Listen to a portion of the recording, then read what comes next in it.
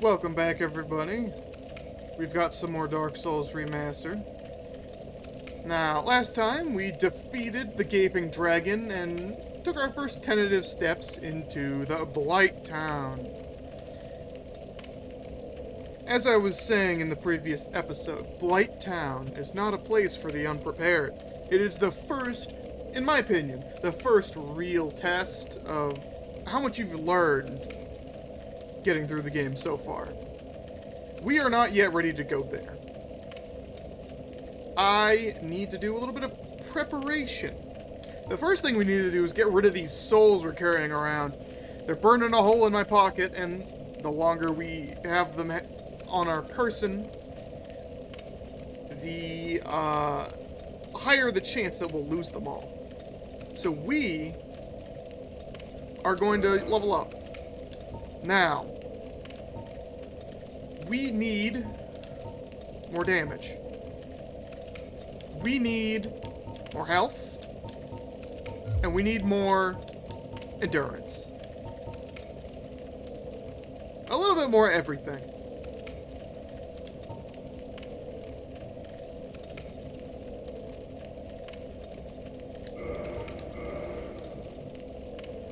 That will get rid of most of those souls. Now, with that large ember that we picked up, we can go back to Andre and upgrade our weapon. But that is kind of a long walk. But we need to go back that way anyway. For some reasons I will explain when we get there. First, I have taken a trip to the wiki to refresh my memory on some things. And we have missed some things in the depths. I didn't get everything. But that's okay. We're going to go back and get one thing in particular that I would really like to have.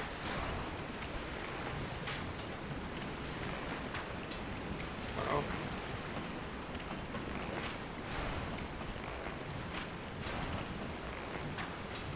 It's hard to tell what parts of these things are hitboxes and which parts are just sticking out of the wall. Oh no. Hitboxes! Those things do not look big enough to impede your forward motion, but make no mistake, they do. Yes, we are reversing our progress. We are going back.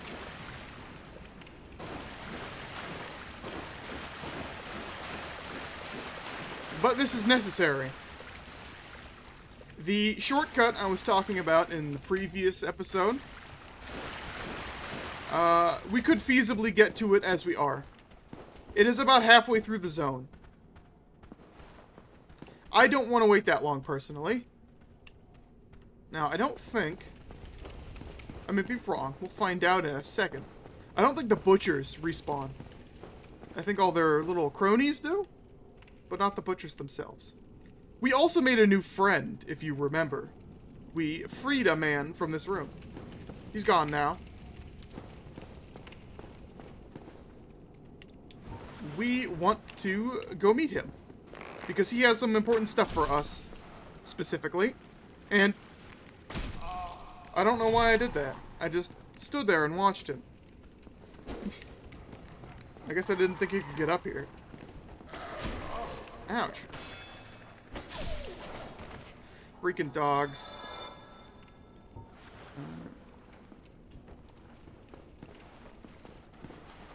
Oh. Yes. But, as I was saying before I got distracted by the dogs, there are some items we need to get. We want to visit Andre. We want to visit our new friend.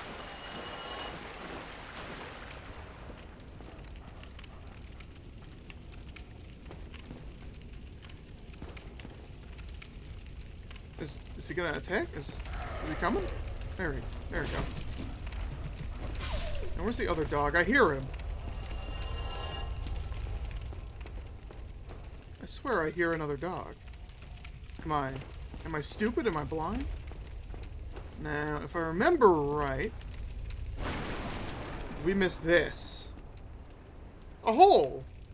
We're going to drop down the hole. I'm going to heal first, for good measure. This is an area we haven't been to. If you remember, I remarked upon the fact that there was an item up here that we couldn't get at the time. This is how you get that. I had completely forgotten about this. But this is an item that we're going to want. The spider shield. Now, I think we're safe to look at it. The spider shield. Obviously, it is not as good of a shield as the one we have. It's much worse, in fact. It is another 100% physical resistance shield, so that's good, but it's a shield of the Savage Mountain Bandits. It's uniquely shaped with a large black spider etched upon it. It has a resistance to poison. That is why we want this. It will increase our poison resistance. Oops. Not directly, as you can see, but... Fuck! It will allow us to more easily resist poison attacks. Like those blow dart hollows that I was complaining about. Now, like I said, it's not as good of a shield as the one we have, our Black Knight shield, which is one of the best in the game. In its other statistics. But it's more than made up for by its just general strength in terms of resistances. Specifically poison, for Blighttown specifically. That may come in handy. Now, I think there's no way back up. We just have to go the normal way. But that's okay.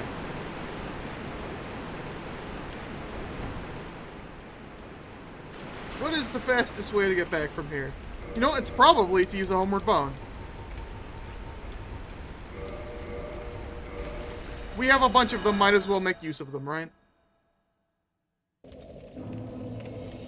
Now, you might be thinking, but Stabby, if we go all the way back to Firelink Shrine, all the way back, aren't we going to have to walk all the way back here at some point, and then, so we can go back down into Blighttown? Normally, yes. However, if we don't rest at any bonfires in the outside world... That was close. I realized my mistake. Oh. I realized my mistake just a bit ahead of where disaster may have struck. And we could just take care of this guy from a distance. Those slimes won't be able to follow us. If we don't rest in any bonfires, then we can just homeward bone back here.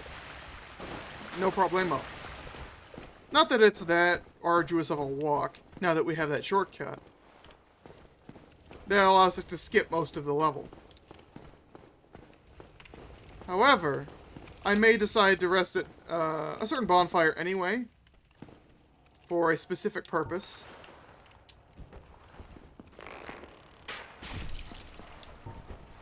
Which I will relate to you once we get there. Because we are going to visit a new... How dare you, sir? We're going to visit a new area. It's an area we've seen the entrance to already. But we didn't go there because there was something scary blocking our way. And there's still something scary blocking our way. But, I'll tell you a secret. We don't actually have to deal with it. I'll show you what I mean when we get there.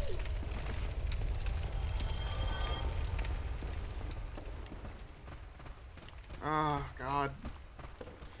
Just the swarm of hollows. Not my favorite. single strong enemies. That's the way to go. I hate having to fight huge hordes of little weak enemies. Oh boy, I broke his straight sword. Huh. I didn't know you could parry that torch attack. Apparently, you can. Good to know. Why did I do that?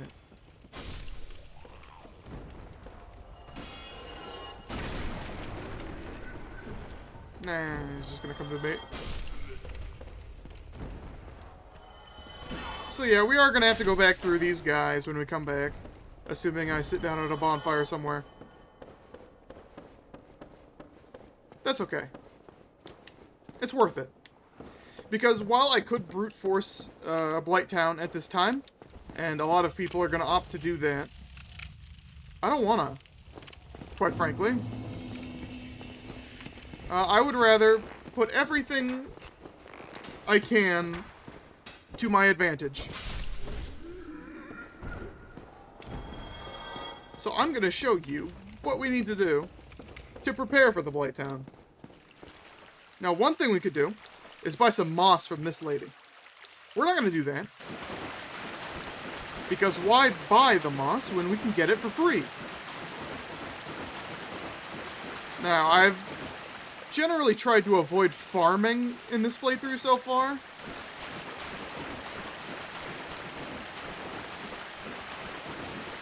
Because it won't be interesting to watch and I'll have to cut out most of it. But in this case, I think it will be of a great benefit to us to do a little bit of farming in a specific location.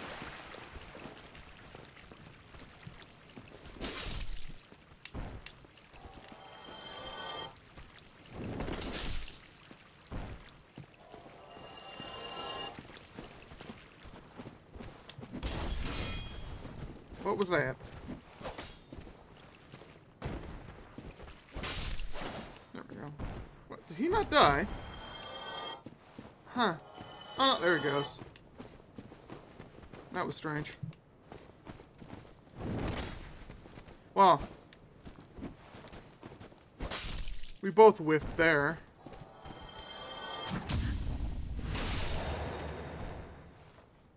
But see, that didn't take too long, and now we're back at Firelink Shrine.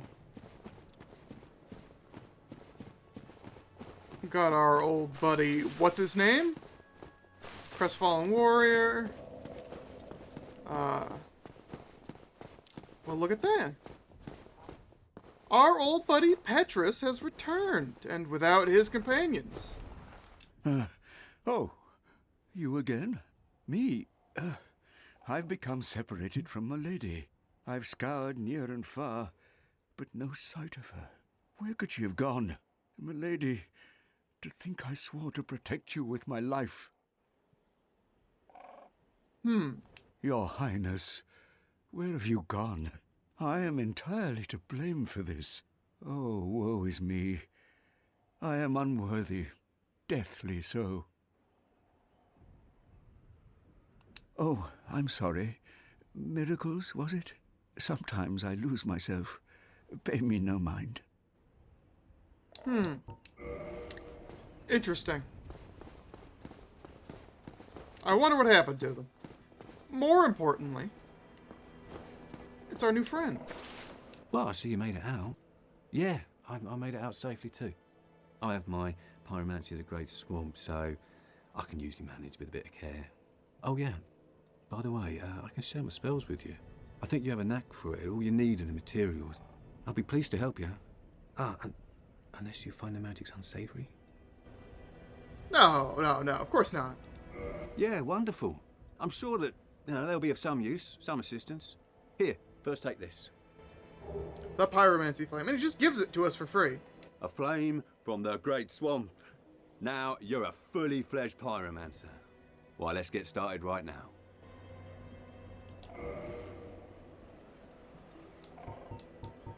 We are going to buy a spell. Not the fire orb. Not at this time. Just the fireball. We don't need to buy more than one spell at this time because we only have one spell slot. Pyromancy is the art of casting fire. Produce flame, then channel it, just as our ancestors did. A pyromancer must be in tune with nature herself. My home, the Great Swamp, is an abundant store of nature. You will understand one day. It only takes time. Laurentius here is a very helpful NPC because he has just given us pyromancy, which is the type of magic in this game that requires no stats whatsoever to cast. It is based only on the level of your pyromancy flame, which you can upgrade with souls like any other weapon. We're gonna do that because we can. Pyromancy has a, well, rather primitive aspect to it. It meshes poorly with advanced culture, and pyromancers are considered rather unsavory, which is fine, as I never got along with anybody anyway. So, for me, turning undead didn't change a thing. A pyromancer's flame is a part of his own body. The flame develops right along with his skill. When I gave you that flame, I gave you a part of myself. Please take good care of it. Goodbye then. Come back if you find anything new. Don't worry, buddy. We will take good care of it. Pyromancy is going to be helpful to us. We will, at some point, want to put more points into our attunement stat, which gives us more spell slots. Because right now, we can only equip one spell. 8 fireballs. We can buy additional copies of the spell to get even more fireballs. But we don't have any slots for it. Now, this at the start will not do a great deal of damage, because our pyromancy flame is unupgraded, and our spells are not that powerful. But all we have to do is invest some time and invest some souls into it, and it will become a great asset to us. And given that it is effectively free and requires no stat investment other than attunement, there's no reason not to use it.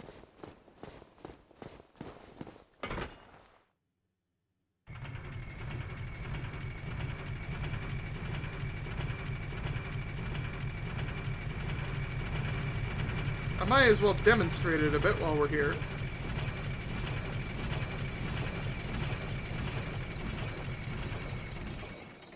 Now, if you chose the Pyromancer class, you would start with this ability from the very beginning. And in fact, this very spell. Ouch. Now, it is slow, as you can see. You need a bit of time to cast it. And a shield can, in fact, block the fire damage. And so do pillars. What the fuck was that? Okay. Whoa, almost got parried. Ow. Got him. Not the best enemy to demonstrate that on. Let's try one of those hollows outside. They're generally a bit easier to hit. Because they're stupid, you see.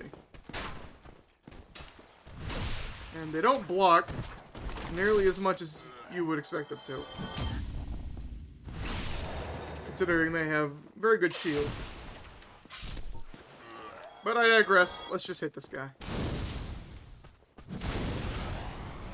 See, with our slightly upgraded fireball, that's more than enough to kill them in a single hit. Which is good. Now, this fireball is not the most useful spell. There are better ones. But it's a good starting point.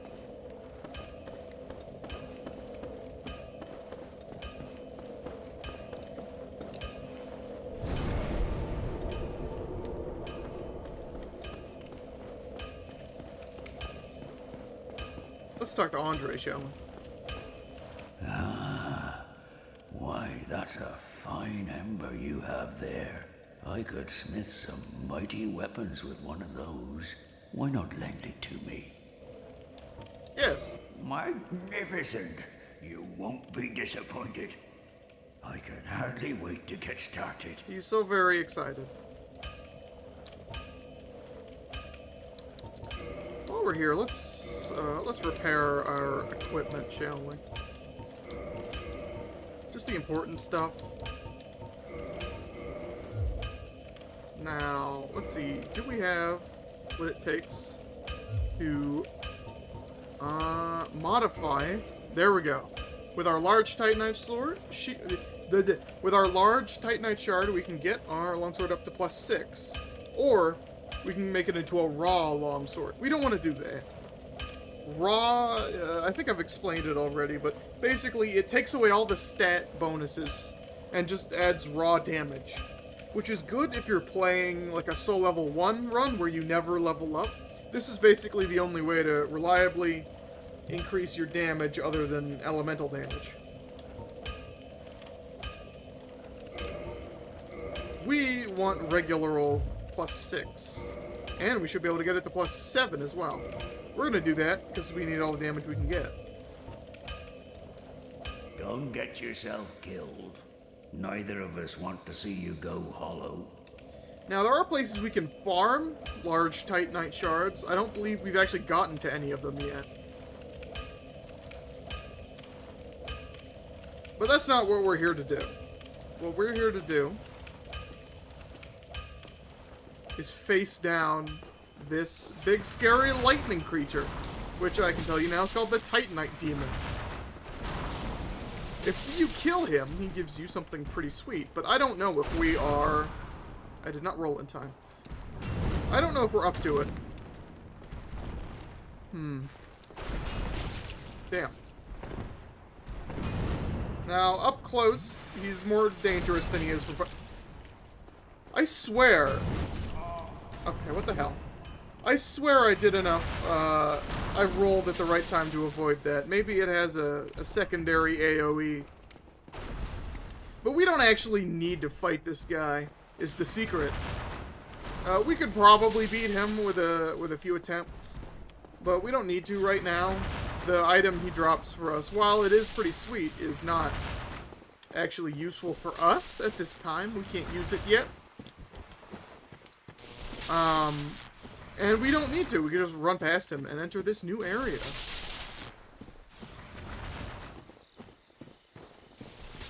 And fight a tree.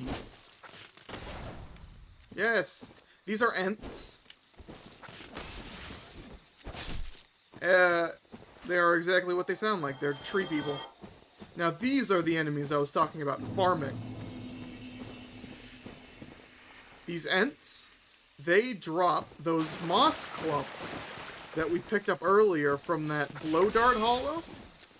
When you kill them, they can drop those. I don't know if we'll see it. There are essentially two paths to this zone. One, which goes this way, which leads to the Darkroot Basin. Which I don't think we want to go down right now. Although, actually, there is something down there that I do want, but I think we lack...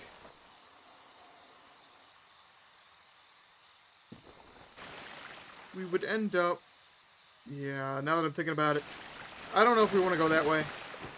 Although, if we go this way, we will very quickly reach a dead end. Well, not really a dead end. But there are two more branching paths up ahead, which we'll see. And the Ents here are clever enemies. They do something very funny. Here we go. Moss clumps. That's a blood red moss clump. That clears bleed rather than poison. This is an enemy. This is an Ent that is hiding in the ground waiting to ambush us. They like to do that. So watch the fuck out.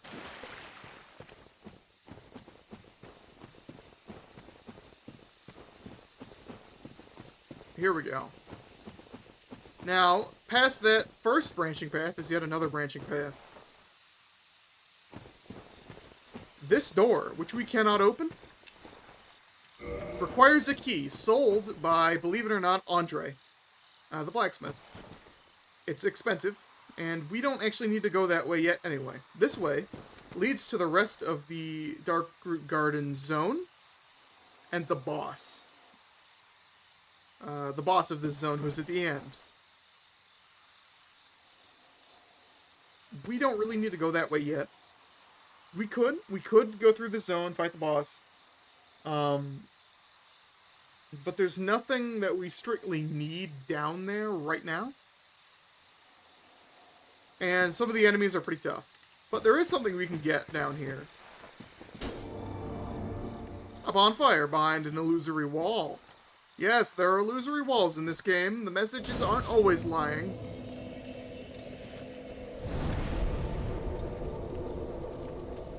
And this is the bonfire from which I'm going to farm some items. We need those moss clumps, and I don't really want to pay for them. Because farming souls takes longer than farming the moss clumps, to be perfectly honest. We will come back to this zone at a later time, and go through here, and go through here, and go up across down to the basin. But for right now, all I want to do is get some moss clumps. So I'm going to pause this recording, because you don't want to watch me just kill those ants over and over again. And I'll come back to you when I've gotten... Oh, I don't know. I'm not going to farm a huge number of them. Like, at least 9 or 10 of these. A good stockpile. So, I'll see you then. And welcome back. I've just been sitting here for, 20 minutes or so farming these ants. I've picked up about 11 of the purple moss clumps and 5 of the blooming purple moss clumps. I don't know if that'll be enough for the Blight Town, but it'll be enough for now. And I foolishly walked past this item on our way here. It's just a soul. But the ants are quite weak to our fireballs, so it wasn't very difficult. Now, we will return here to the Darkroot Garden after we defeat Blight Town. That, I think, is when I want to do this area.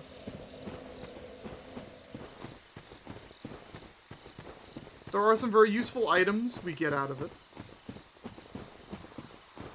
but none that we drastically need right now.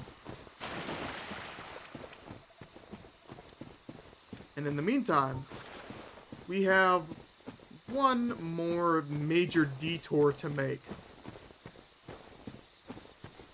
We could go down into the Darkroot Basin.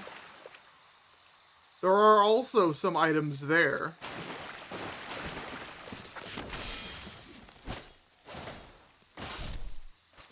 That I would like. Oh hey, another purple moss clump. Very nice.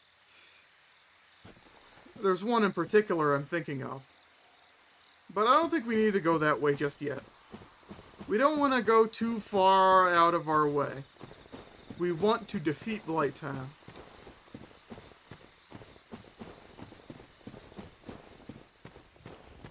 And of course, if it turns out to be too much for us even after this prep work, then I can always change my mind and come back.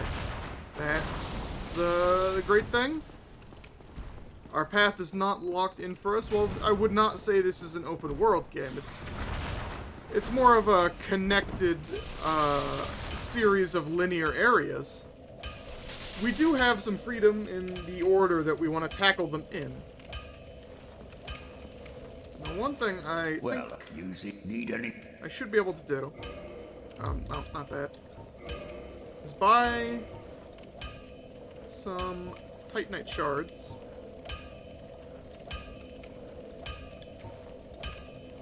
I don't know how many I'll need. But specifically to reinforce our spider shield. Don't get yourself neither of it. We don't need to upgrade it all the way. We're basically only gonna use it through Blight Town. But we might as well drop a few soul items. just to get it upgraded so that we can make use of it for Blighttown. Because it is good to have. Oh, that's armor. We still don't need to upgrade our armor because we haven't found an armor set that's good enough that I would say we'll be using it till the end of the game. We will run into some later. There are some we could get right now that I would say are endgame worthy.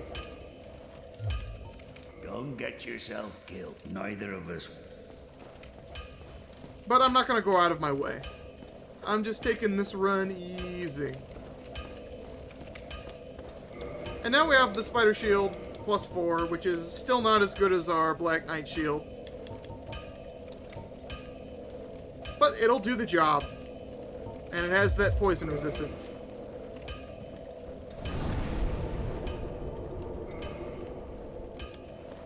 And of course our friend, Siegmeyer is still sitting over there waiting for the door to open. He doesn't have anything new to say. Now, for this last detour before I finally go back to Blighttown, we have to head back to the Firelink Shrine. Which of course means we need to kill these guys. Technically, we could just run past them and go into the elevator and they won't follow us in there, but I don't know. There's no harm in getting a few extra souls by killing them.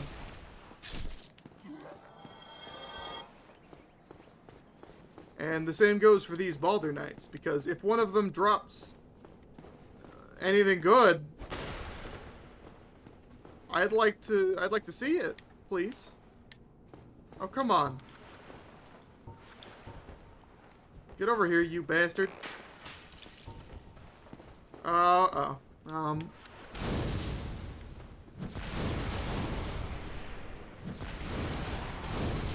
Die. Now, even blocking is our fireballs with the shield, he does take some damage, because his shield does not have 100% fire resist. Those same rules apply to the enemies. No, I didn't think they would drop anything. But I can always hold on to hope. Ow. Now, if this guy drops something, I won't be as excited. But he didn't anyway. Now, what was I saying? Yes. The enemies actually follow a lot of the same rules as the player. They have a limited moveset, and they all have stamina and health just like the player does. They can be guard broken, just like we can. They can't attack relentlessly. They have to regenerate their stamina. And you can see that because there are basically hack programs people have made that allow you to take control of enemies. And you find that they use pretty much the same controls as the player. A little bit different because they have very specific moveset, but for the most part, they're operating on the same rules we are. Oh, hello there. I'm pleased to see you safe. As always, if you provide the materials, I can teach you pyromancy. Now, there are more spells we could get from him, but I want to upgrade my pyromancy flame again. It'll be a bit before it gets powerful enough to be really useful. Goodbye then. Come back if you find anything new. For now, the fireball is just a nice little extra. It won't be... Pyromancy won't be super helpful to us until we invest more souls in it. But that's okay. You know, that's...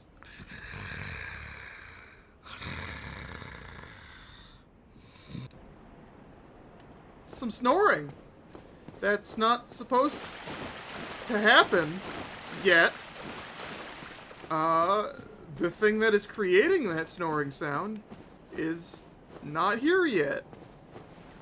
That's a bit of a spoiler, from the hands of the developers. Why have I come up here in the first place? Well, The next area we're going to does have something to do with this bird, but this was not the right way to go. This next area we're going to is a bit of a secret area. It's an optional area. You don't need to go here. And it's an area that we're probably not intended to go to until later in the game, much later in the game.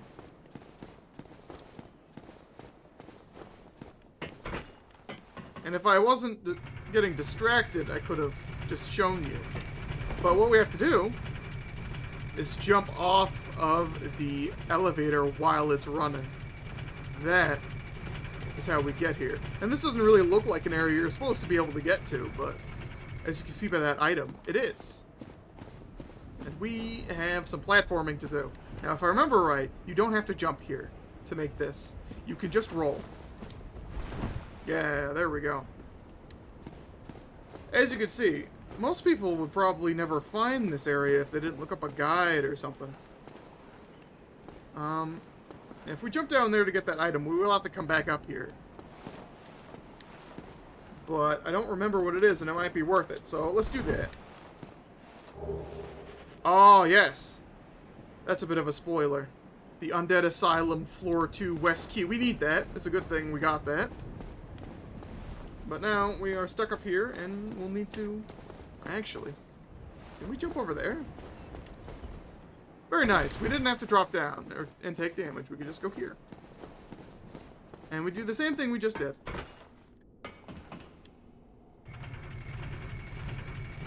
Just roll off.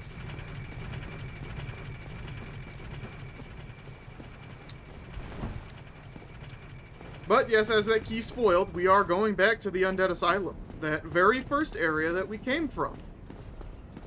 We can, in fact, return. And to get some very useful items, we will. But to get there, we will have to take the same route that we came by.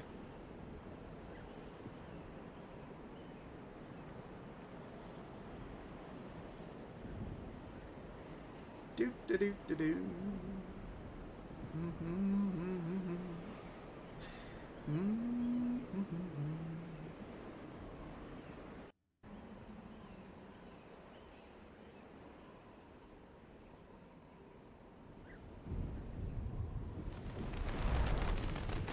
And here we go.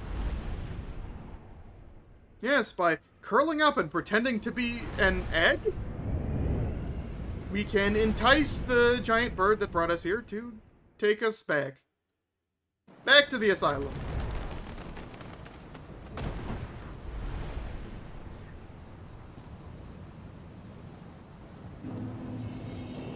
And here we are.